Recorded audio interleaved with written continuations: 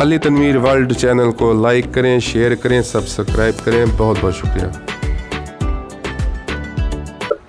तकरीबन 15 साल हो गए मुझे बाइक चलाते हुए।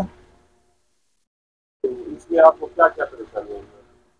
काफी दिक्कतें आती हैं, लोग मुख्तलिफ बातें करते हैं, तनकीद का निशाना बनाते हैं।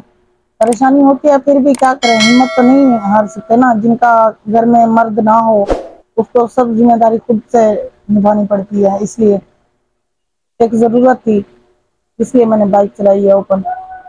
मैं यही मैसेज देना चाहती हूँ कि खुद पे यकीन होना चाहिए। ठीक है, अपने इस्लामी दायरे में रह के औरत अपनी मदद आप कर सकती है, अपना दिफा कर सकती है। औरत किसी मर्द की मोहताज नहीं है।